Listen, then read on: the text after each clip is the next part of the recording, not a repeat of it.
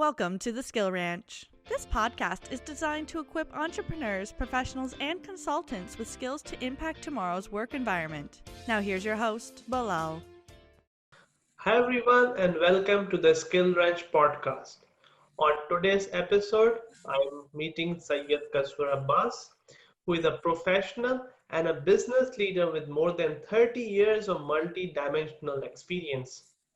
Abbas is a veteran aerospace engineer who served Pakistan Air Force in initial part of his career and retired in 2006. He later served various multinational companies in USA such as Environmental Tectonics Corporation, Alco, Solistica, and Bombardier Aerospace. Now he runs his own company, Glow Canada, with expertise in complex technology such as aerospace, aviation, information technology, training and skills development, as well as financial services. Based upon his huge experience, Abbas is a coach and a mentor on mindset and behavioral growth aiming towards humanity service and long-term global sustenance. Welcome to the Skill Ranch podcast. How are you doing, Kaswar? I'm okay, Bilal. Thank you so much. I'm extremely humbled with your very elaborate introduction. Thank you so much. It's an honor to me to be in your show. Thank you so much for joining. So, for the audience, could you please share a bit about your skills and training work that you're doing nowadays? I'm doing so many things. It's on professional side. It's on mindset building, trainings to the younger people, particularly. I have my own sons at home, so I keep talking to them and keep educating them a little bit. And whatever somebody else comes to me, so I always offer my services to them. And as you have already said, so it's a kind of multi-dimensional kind of background. So I'm always happy to assist whoever kind of reaches out to me. Yeah, starting from the point that you mentioned about humanity as a service, whenever we try to help someone out to the extent we can, it leads to a sense of happiness. So we can start with discussing how does inner peace of our mind, of our body leads to happiness, and how does this contributes towards human success? Bilal, it's a very good question. To start with, as I see that inner peace is the condition where anyone completely accepts his or her environment as normal, becomes harmonized and attuned with it. Resultantly, one starts to love himself or herself and must be happy about it. Then his or her responses to the people and conditions around him or her will be based on the love and kindness. Ultimately, he or she is also accepted by the people and environment as well. And that's the general definition of success.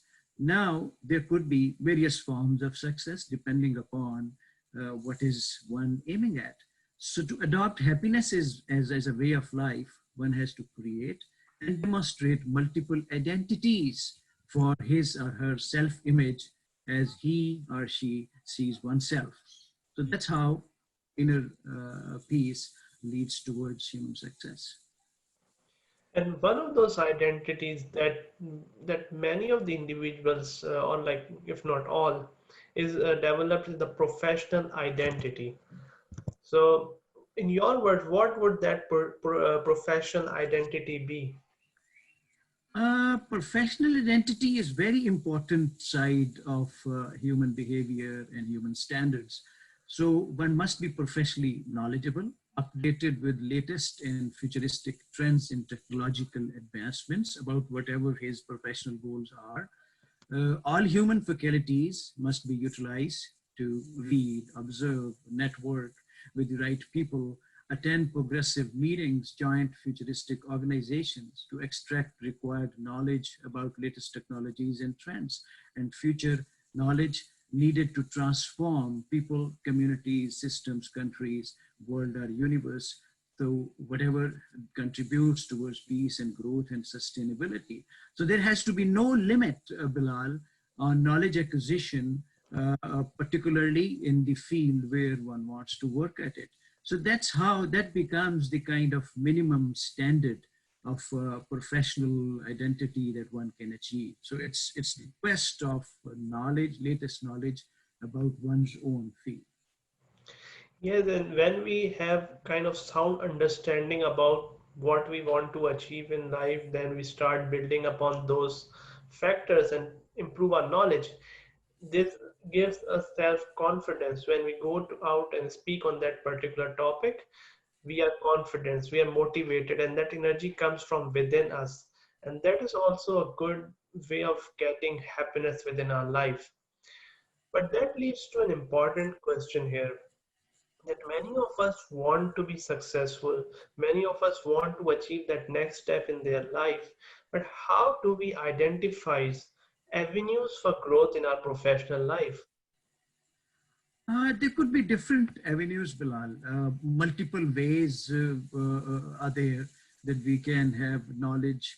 I mean, we can get the membership of professional organizations, like in aerospace, I would say International Civil Aviation Organization, IATA, Royal Aeronautical Society, and different regulatory bodies like FAA and EASA, and they have their knowledge creation going on side by side. So we can subscribe to them.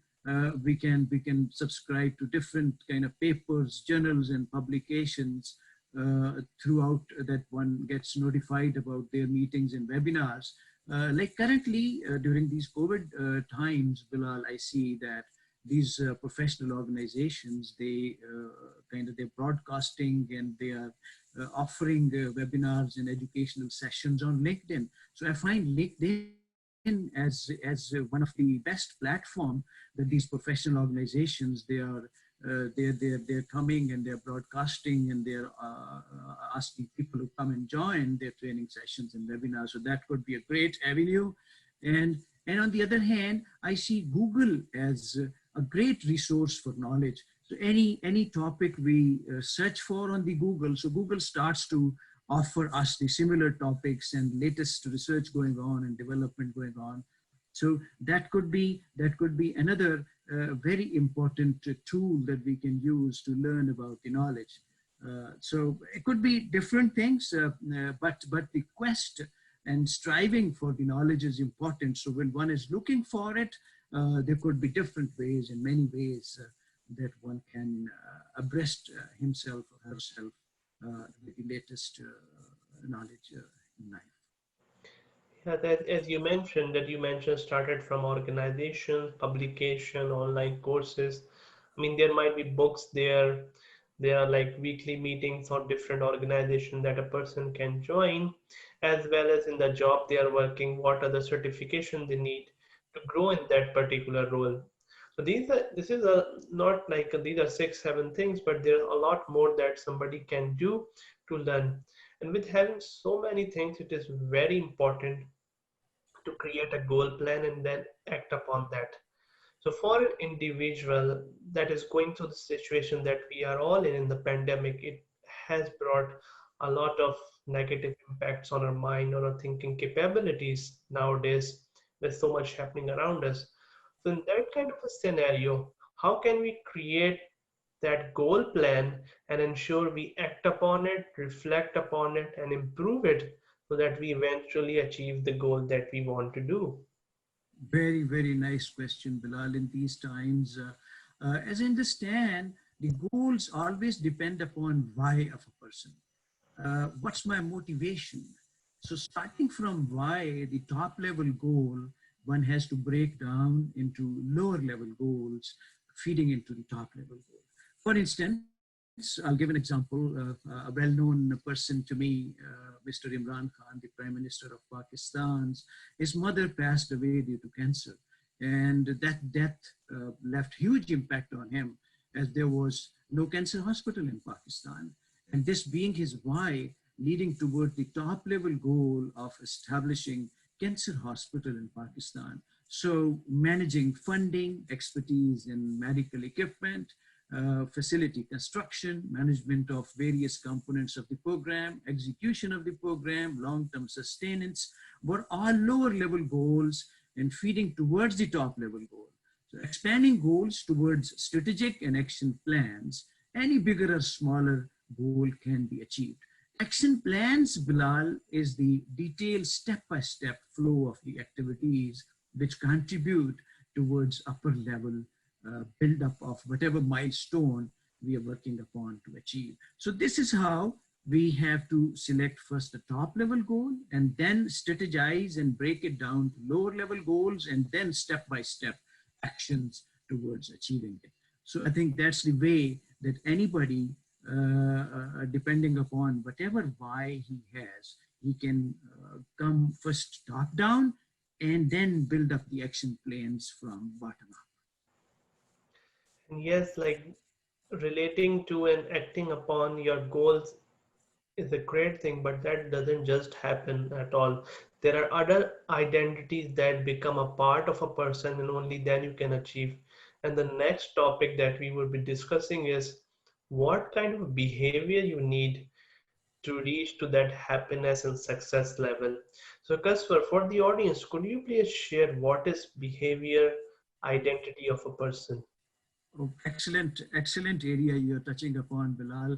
So starting with our topic that how can we adopt happiness as a way of life, we were discussing before about professional identity and the professional standard that we achieved, and now it's a great question that another topic in that quest you have highlighted is the behavioral identity. So behavioral identity, Bilal, its focus is love for the people, humanity. So life must be at the core of behavioral transformation.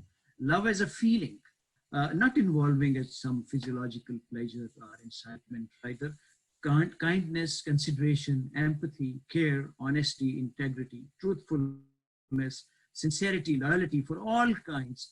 And everyone must be the focus of behavioral identity change. So such a behavior must be practiced without error to make a strong character of a person. So that's the identity which may take some toughness of mind as people responses will try to shake it. So when identity is changed, it will never come back to the different standard. So this is the behavioral identity that will become one standard, you know. So love for the humanity, love for the people, that's the core of behavioral identity, and we have to practice regularly, and when we achieve it, that will become part of our character, and that would contribute directly to our happiness as a way of life. And nowadays, with so much work from home being happening, one of the quality that was important even before and now has become even further important, that is integrity and honesty. And and everybody wants a person to be of integrity nature when they want to hire, but this is a tough skill to assess during, let's say, a 1 hour interview. So Kasper, for the companies that would like to hire individual with integrity, how they can assess this skill during a 1 hour interview? That's an excellent question, Bilal. It's very tough. It's not easy that in 1 hour interview, one can be judged for integrity. It's little longer process, but I would still like to little deliberate upon that interview can provide us some indications and symptoms about one's personality. A person of integrity, Bilal, in my view, will be clear in his thoughts and words. He or she will not leave any kind of gap or flexibility in one statement. Like generally, Bilal, in corporate world, people are used to kind of soft skills and say the statements where they can never be caught. Like there will always be some kind of gray area, multiple ended kind of phrases. So I take such statements not very firm on integrity, and they want to avoid accountability. So as whatever he says, he will have to demonstrate in the times to come. And in that case, his failure of demonstration later, the employment or reputation can be at stake. So we must see during an interview that person is clear about whatever he is saying, so that later on he does not want to evade that, and he will be able to demonstrate that. So at least this kind of a symptom we can have a look, bring it. Yeah, thank you so much for sharing that. And the second skill, again, it's a soft skill. These skills are not meant to be measured, but with so much automation being happening, with robots becoming so popular, the next important skill is empathy. How to get that feeling about someone else, how to be in somebody else's shoes. And that is the skill that I feel differentiate us from the robots. So in your opinion, what is the importance of empathy in this pandemic and post-pandemic corporate world? Bilal, that's very relevant question these days, and we all, I'm sure, are thinking about it, that this automation might take our jobs or might cause us, redundant and all that. So I see, Bilal, the automation and technological advancements, they are force multipliers. They are extension of human capabilities. So human will always remain at the base of all technological advancements, to regulate, to control, to utilize, or whatever the interface exists with the technology. So ultimate purpose, Bilal, of all technologies is to serve humanity. If any technological advancement goes against human service, will be discarded and must be discarded. Empathy is the need of any human being. He should be able to understood, he should be able to be cared for, so no compromise at all. So all technological advancements must serve humanity, meeting all human needs, including empathy. So I believe future has a lot good for us in terms of automation and technological advancements, and they all will come towards human service and human empathy. So we don't have to be really scared of it. We should be looking at it positively. There's another aspect in empathy, I feel, that once we love ourselves, that is when we will love others. And that leads to self-image. That once we have a positive self-image for ourselves, it will translate to thinking positively for other things in our surrounding. So in your view, how does self-image contributes towards the overall happiness of an individual? That's a lovely question. I really love this question, Bilal. In this way, we have to define the purpose of one's existence. Maybe it sounds a little religious, but I'll explain it a little bit more. All those people, all those religions who believe in God Almighty are supposed to be clear that worldly life is just a test. Life hereafter is the actual life to be lived with immortality. If one's purpose is to achieve immortality as a believer, submit one's will to God's Almighty will will be completely taking him towards love for humanity. So, saying that love for humanity is at the core of love for God Almighty. The believer who loves God must love humanity and must love himself as well. And so now let's take the other side. For non-believers, I mean, atheists are there, so we must cover that side as well. I'm sure they would like that human life must sustain and do not get extinct because they have their next generations. So loving oneself is necessary to love humanity, leading towards serving humanity. So that would provide sustenance to human race. So atheists or non-believers would also like their coming generations to live happily. So in that way, whether one is believer or whether one is not believer, one must have self-image, one must love humanity, whether he has God in that equation and he does not have God in the equation. Because for all of us, for all humanity, the sustenance of human life and sustenance of our future generations is important. So that's how I look at it, that for all of us, lovable self-image is very important to love humanity. And it is not always easy to have a positive view of what's happening in the surrounding. Not everything happening around us is always positive. Sometimes you have to go through criticism, wrong views, and etc. that do come along the way. And that needs us to be tougher than on the inside. That having a tough mindset would help us overcome those things. So, in your experiences, how do you see a tough mindset and the importance of it in our lives? That's a great question, Bilal. So, identity wise, to build a human character, tough mindset is number three mindset. It's the number three identity.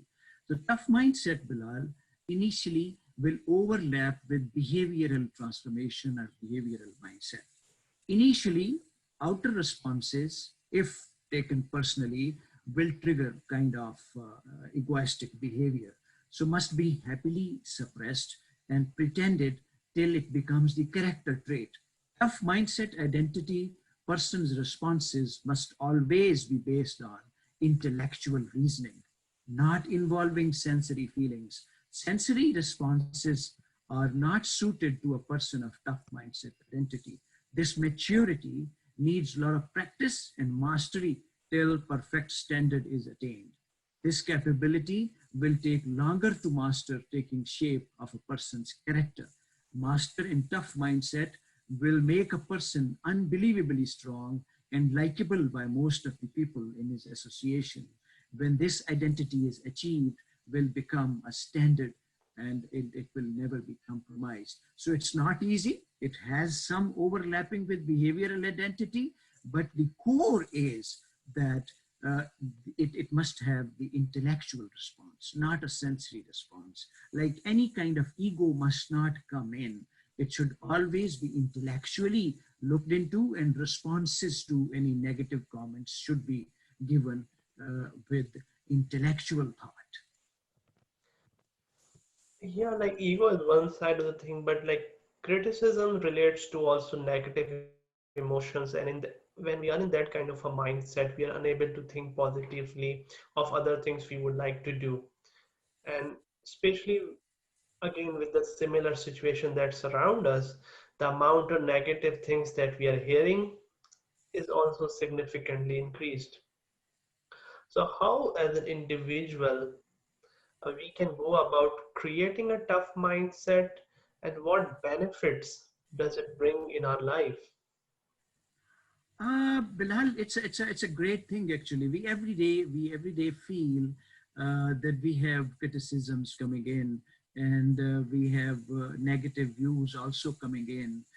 But the main thing is that when you love yourself, and a person with a tough mindset and person with behavioral identity, which is love for the people, love for humanity already achieved, no criticism or negative view will shake emotional balance of that person. Rather, he will listen with patience and responds to it intellectually. So intellectual response is important, Bilal. All the responses should be based on knowledge, thinking, positive thinking. So that's the way to respond to a negative situation. And but with that, behavioral identity and behavioral balance is necessary. That we should be loving people first, and then we should be thinking about it, putting ourselves in the person's shoes and giving an intellectual response. So there should be no impulsiveness into it. So that's how I'm sure will be able to give a positive response to a negative comment and criticism. And here one of the benefits could also be that that if we are trying to overcome those negative thoughts, it will allow us to focus on the things that we want to do in our life, whether it be running a business, succeeding at a professional job, or any side hustle that we want to do. It will enable us to think in that broader perspective and bring more positive thoughts rather than the negative mindset that won't go that broad into those into the creativity, into the problem solving space. And I would like to here touch once again to the spiritual identity part that you earlier shared with us. And behavioral identity, if we discuss, means love for all, but there is evil out there who wants to harm others. There are so many events happening around us that are not positive. um, so how do we respond to the negative things, to the people around us that want to harm others? How can we think positively about that group of individuals? That's a great thing to talk about it, Bilal. You mentioned about spiritual identity. So first we talked about the professional identity, then behavioral identity, and number three was the tough mindset. And complementing to that is the spiritual identity. So this part of the character, Bilal, is very important in overall behavior creation and overall mindset build up. So the core thing on which the spiritual behavior and spiritual maturity is based is gratitude and feeling of blessings. So when we have the feeling of gratitude that whatever we have achieved already, now and it could be taken as a religious terms, but it's not religious purely. So whatever we have achieved, uh, it could be in the form of wealth, it could be in the form of happiness, it could be in the form of health, form of family, kids, wife, friends, all connections, so job, business. So whatever we have, we feel that that has been given to us by whosoever, by maybe God, by nature, or we have achieved it, and that is best suited for us. And I have been blessed, if I'm looking at it from God's Almighty side. I have been blessed with it, or I looking at myself that it's if I give credit to myself, so I have achieved it. So whatever I have with me already, I feel happy, I feel satisfied, and I feel thankful for that to whosoever.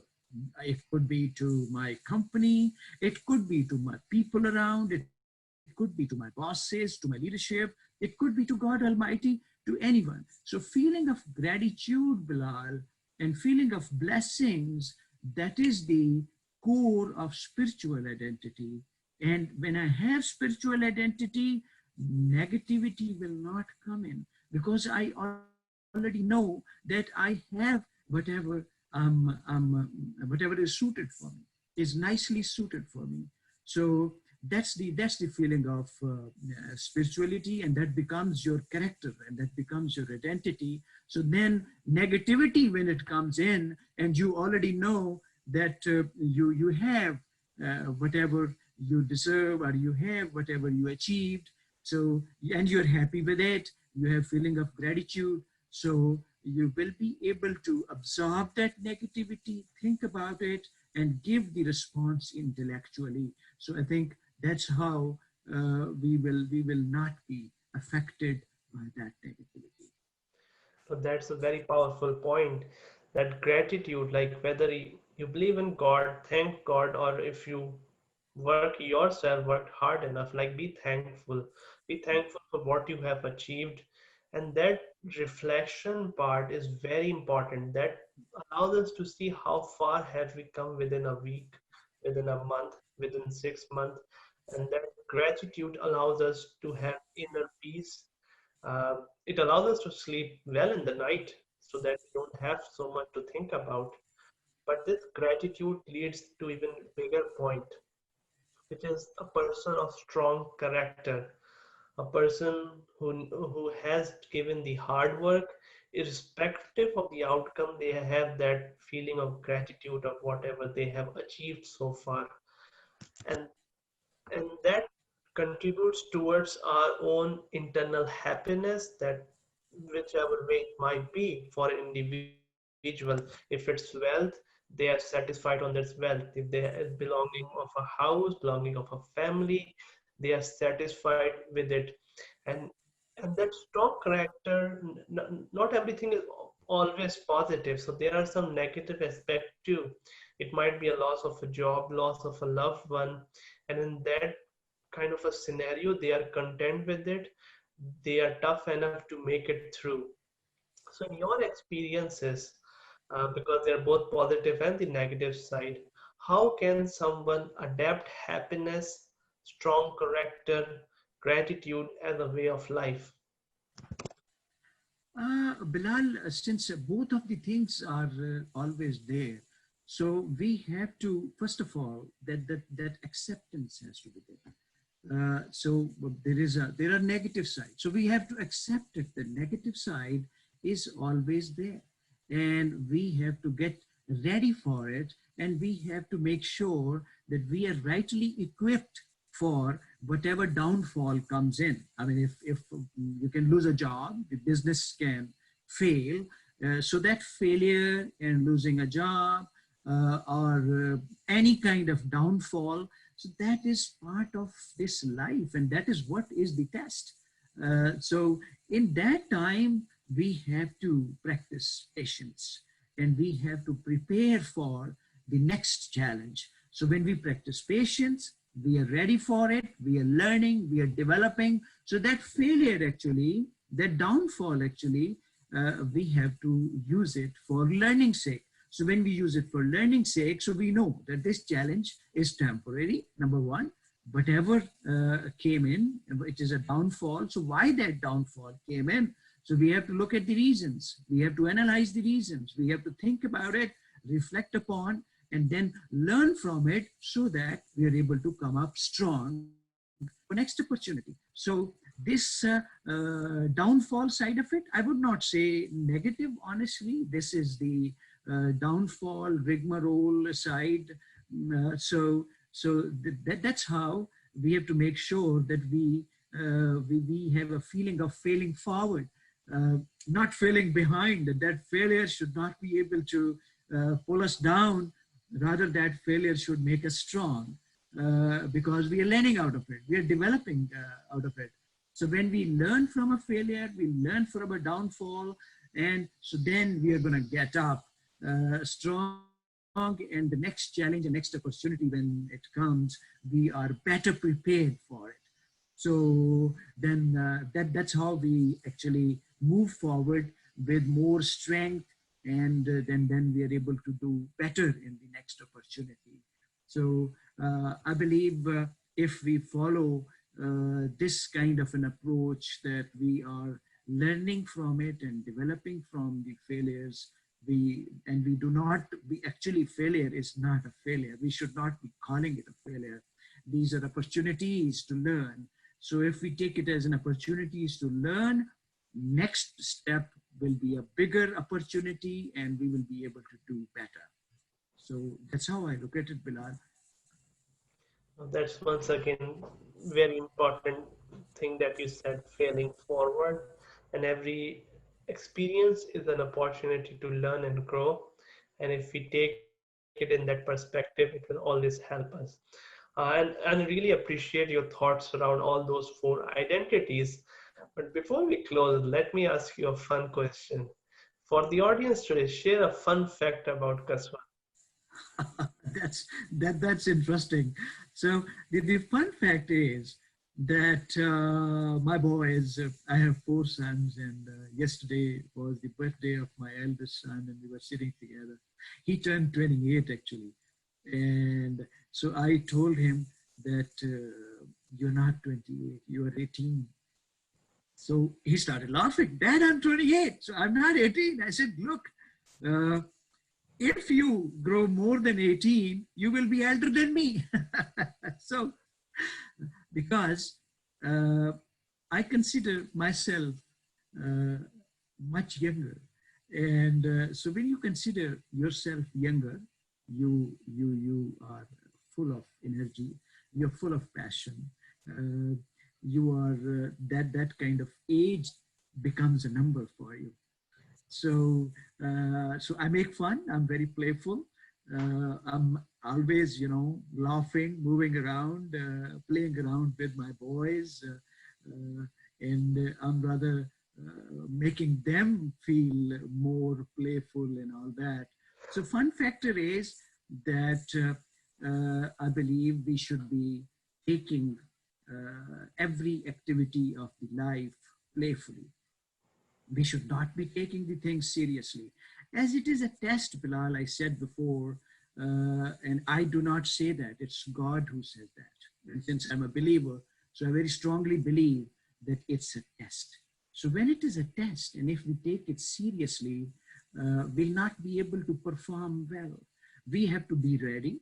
We have to do well. We have to have gratitude and professional quest and behavioral stability and mindset toughness and spiritual maturity and all that.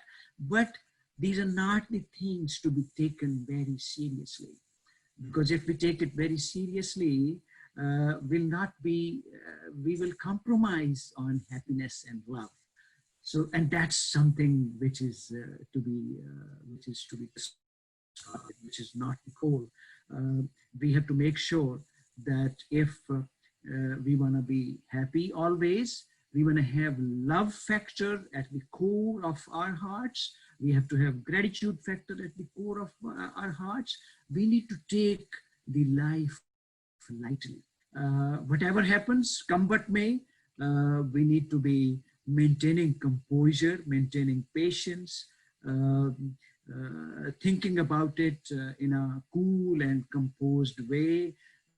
And that's how I believe that we will be interesting, we will be charismatic, we will be graceful, we will have gratitude, patience, and everything. So that's the, I think, concludingly, Bilal, the fun factor should be that we should take it lightly, not take it seriously. Thank you so much for sharing that, Qaswar. And thank you so much for being part of the Skill Ranch podcast. It was pleasure learning from your experiences. My pleasure, Bilal. And I'm so happy that you gave me this opportunity to talk to you and to offer my very humble thoughts. And I'll be even more happy if someone can get some benefit out of it. So that's how I want to maintain that the center of our performance, center of our personalities, and center of our worldly life should be contributing towards humanity. So if my words are,